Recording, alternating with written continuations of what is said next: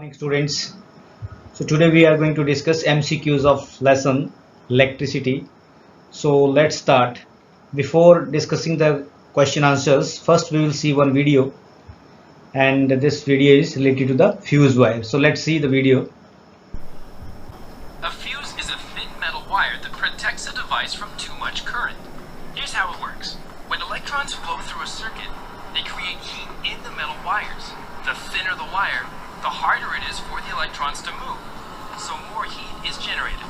When there's too much current, the fuse acts like a weakest link in a chain by heating up more quickly than the other components, and it melts. That breaks the current flow and protects the more expensive components from damage by heat or fire. If a motor draws too much current too quickly, the fuse will blow. So students, this was about fuse wire. Now we will discuss question answers. So let's take the first question.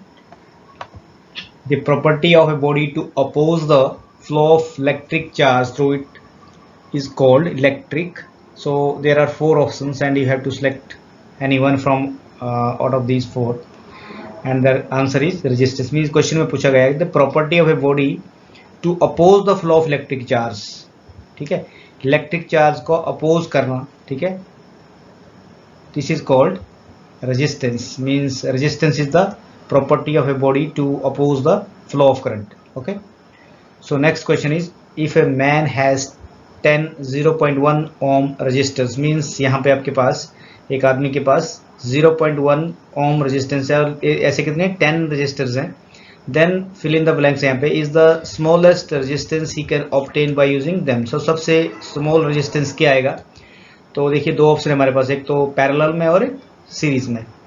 तो series में क्या आएगा कि maximum resistance आता है because we have to add the resistance is simply like if we having suppose करो 2 ohm 4 ohm 6 ohm, then we have to add 2 plus 4 plus 6, then it is the maximum resistance we will get. But if we will connect all these resistances in parallel like 1 by 2 plus 1 by 4 plus 1 by 6, then we will get the smallest value. और आपने resistance in parallel में पढ़ा हुआ है कि total resistance is always less than the individual resistance. ठीक है, तो जैसे ही देखिए मैंने यहाँ पे दो ऑप्शन आपके लिए दी हुई यहाँ पे, एक सीरीज और पैरेलल. तो सीरीज में देखिए इसको सोल्व किया हमने. सीरीज में 10 रेजिस्टेंस है तो 10 into means n into R, R1 plus R2 plus R3. तो 10 यहाँ पे रेजिस्टेंस दिए गए हैं और जिस हर रेजिस्टेंस का जो रजिस्टर का जो रेजिस्टेंस है दैट इज 0.1. तो ये आपके पास आएगा n into R that is 0.1 multiply 10 that is 1 ohm. Means largest resistance आएगा आपके पास. और पैरेलल में करेंगे तो क्या आएगा 1 upon 0.1 plus 1 upon 0.1 like this. Means आपके पास नंबर ऑफ रेजिस्टेंस कितने हैं 10. तो आप यहाँ पे देख सकते हैं दिस इज 1 अपॉन 100 क्योंकि आपके पास यहाँ पे है 0.1 तो ऊपर हो जाएगा 10/1 प्लस 10/1 प्लस 10/1 मीन्स 100/1. और रेजिस्टेंस पैरेलल में क्या आएगा अपोजिट हो जाएगा 1/10 हो जाएगा. तो इसको जब डिवाइड करोगे आप then you will get the value that is 0.01 ohm smallest. So इसका आंसर आएगा 0.01 ohm. Clear? So hope you understood this question. और इसके आगे भी थोड़ा सा एक्सप्लेनेशन लिखा हुआ है इसमें कि to obtain the smallest resistance all the resistors must be connected in parallel. When n identical resistors of resistance R are connected in parallel, the equivalent resistance. ठीक है, तो फॉर्मूला आपके पास R डैश का that is R by n. Given n is equal to 10 and R is equal to 0.1. So it become what? 0.1 divided by 10. So it's 0.01 ohm. Okay students. So let's take question number 3rd, that is copper is not preferred to make fuse wire because there are four options again. Is a good conductor of electricity, has low melting point, has high melting point. ठीक है, is not easily available. So answer is has high melting point. ठीक है, और बहुत सारे students सुन रहे होंगे सोच रहे होंगे कि ये copper is a good conductor तो ये हाई मेल्टिंग पॉइंट क्यों लिखा हुआ है. ठीक है, सो स्टूडेंट एक्चुअली जो फ्यूज वायर है आपके पास, so fuse wire contains a thin piece of wire that is design to carry a limited electrical current. Okay, so if there is a fault and too much current tries to flow through it, then the wire will heat up and we can say heat up so much that it melt. However, if you use copper wire instead of fuse wire, this melting process does not happen because it having high melting point. This copper wire having high melting point. और आपके पास जो fuse wire होती है वो कुछ दो तीन material से मिलके बनती है, लाइक जैसे we can say zinc, copper, silver, aluminium, ठीक है, या we can say alloys to provide stable and predictable characteristics, ठीक है। सो इसलिए बोल सकते हैं हम कि जो आपके पास एलॉय है, एलॉय मीन्स जो फ्यूज वायर है वो एलॉय बोल सकते हैं, या कुछ जैसे मेटल्स कौन कौन से हो, जैसे आपके पास जिंक हुआ, कॉपर, सिल्वर, एल्यूमिनियम, तो इनसे मिलके बनती है। तो अपनी सबकी अपनी अपनी प्रॉपर्टी है, इसलिए क्या होगा, उसका मेल्टिंग पॉइंट क्या होता है, लो होता है। इसलिए जैसे ही करंट ज्यादा फ्लो करेगा तो एकदम से वो मेल्ट कर जाएगी। इसलिए this copper wire having high melting point and this is most important question. Okay, so copper has high melting point as it will not melt even on excessive heating. So students note it down, because of this reason copper wire does not, copper wire should not be used for making fuse wire, ठीक है। सो बहुत सारे students को लगेगा कि कुछ question, लेकिन आप इसको मैंने अच्छी तरह से आपको एक्सप्लेन कर दिया, इसको आप माइंड में रखिए कि इसका आंसर क्या है, it having high melting point. Okay, so let's take question number 4. Which of the following is the purpose of connecting a battery in an electric circuit? ठीक है, which of the following is the purpose of connecting a battery in an electric circuit? तो ये 4 option है। देखिए पहला option होगा नहीं, दूसरा होगा नहीं, तो क्या लिखा है इसमें, टू मेंटेन, फर्स्ट ऑप्शन है to maintain resistance across the conductor, to vary resistance across the conductors, C option है to maintain constant potential difference across the conductor, और फोर्थ वन है to maintain varying potential difference across the conductor. तो students आपने पढ़ा होगा, ठीक है, जब करंट पास करता है तो उस सर्किट में पोटेंशियल डिफरेंस सेटअप हो जाता है। तो आप क्या लिखेंगे यहाँ पे, बैटरी से क्या होगा, मेंटेन, बैटरी क्या करती है, maintain constant potential difference across the conductor, ठीक है। तो ये आपका ऑप्शन आएगा आंसर, दैट इज सी। उसके बाद है question number 5. Resistance offered by the conductors does not depend upon, does not depend on dash of the conductor. किसके ऊपर डिपेंड नहीं करता है, तो आपने फॉर्मूला नीचे लिखा है मैंने, पहले देखिए, R is equal to rho L by A, तो इसमें लेंथ भी है, ठीक है, और उसके बाद एरिया क्रॉस सेक्शन भी है, टेम्परेचर भी होता है, क्योंकि जैसे रेजिस्टेंस बढ़ता है तो वी कैन से, जैसे टेम्परेचर बढ़ता है तो रेजिस्टेंस भी राइज करता है, तो इसका मतलब टेम्परेचर भी है।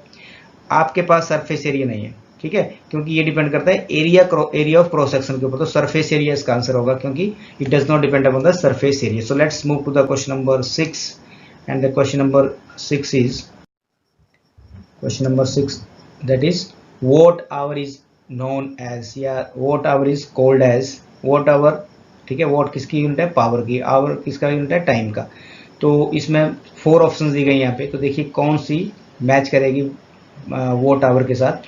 सो 1 कूलम ये भी नहीं है, 1 हॉर्स पावर ये तो आपके पास पढ़ा आपने, पावर का एक स्टैंडर्ड यूनिट था, दैट इज। उसके बाद है 1 वोल्ट आवर, ये भी नहीं है, 1 वोल्ट एम्पियर आवर, ये कैसे आई है, इस फॉर्मूले को नीचे देखिए आप। एक तो एक डेफिनेशन देखिए आप कि when a current of the 1 ampere flows through a conductor at a potential of 1 volt, it is called as volt ampere R because for 1 hour, ठीक है, बिकॉज ऑफ फॉर 1 आवर। तो आप देखिए नीचे फॉर्मूला देखिए, डेफिनेशन को देखिए आप, उसके बाद फॉर्मूला देखिए क्या होता है, rate of doing work with respect to time होता है पावर, ठीक है, P is equal to W by T, और work done stored as energy, तो E लिख देते हैं हम, तो E is equal to P into T, power into time, ठीक है। और पावर की वैल्यू क्या है, formula P is equal to V I, आपको फॉर्मूला यूज करना है यहाँ पे, P is equal to V आई, तो बन गया वी आई इंटू टी, ये देखिए आप, P की वैल्यू आ गई वी आई इंटू टी, ठीक है।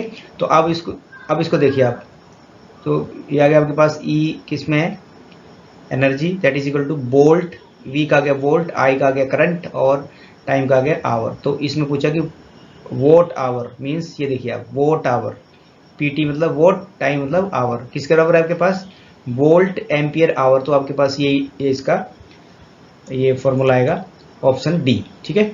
So according to Ohm's law, the electric current in a conductor is equal to the voltage across its ends, ठीक है। तो ये बिल्कुल सही है, क्योंकि जैसे ही करंट फ्लो करता है किसी बैटरी से तो पोटेंशियल डिफरेंस सेटअप हो जाता है, तो ये दिस इज ट्रू।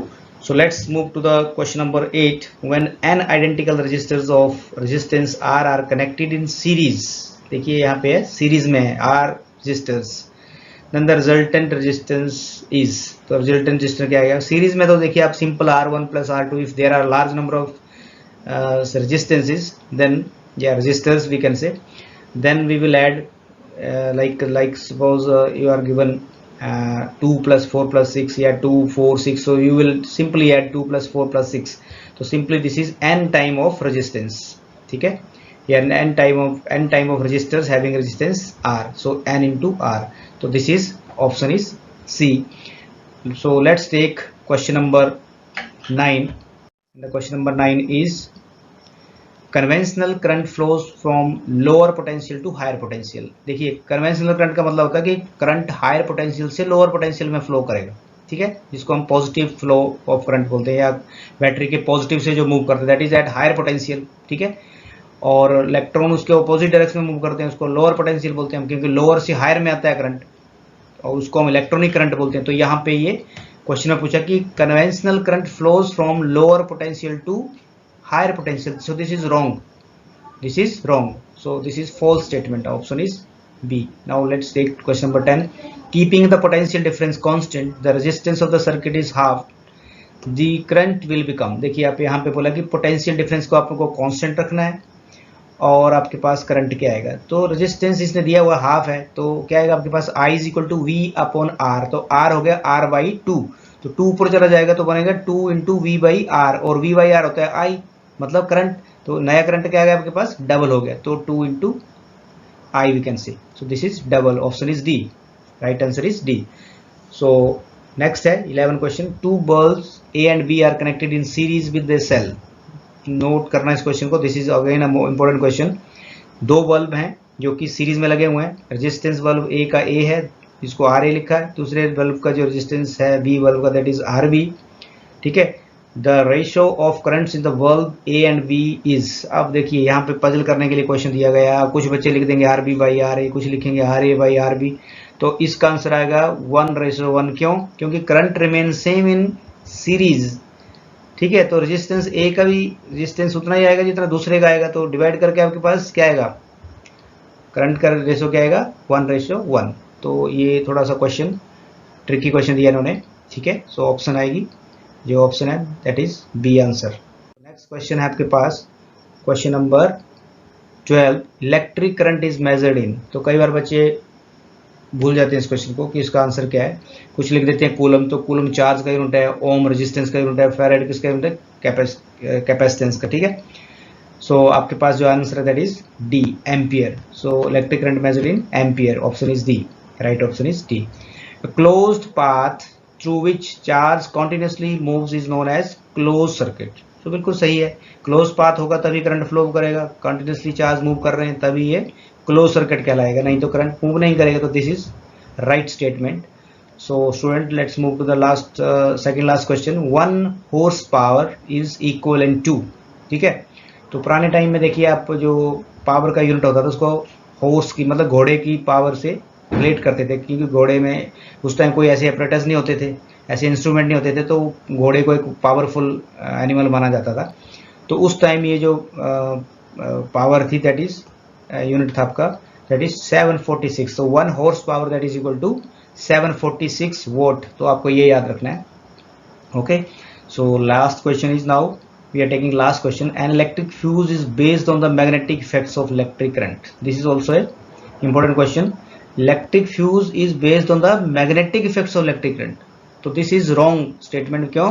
क्योंकि it depends upon heating effect of current, क्योंकि फ्यूज कब होगा, जब ज़्यादा हीटअप हो जाएगा वायर, तब वो वहाँ पे ब्रेक डाउन हो जाएगा, इसलिए this is wrong. So answer is no, it depends upon the heating effect of current. So answer option B है इसमें जो आंसर होगा. Okay, so thank you students, keep watching, thank you very much.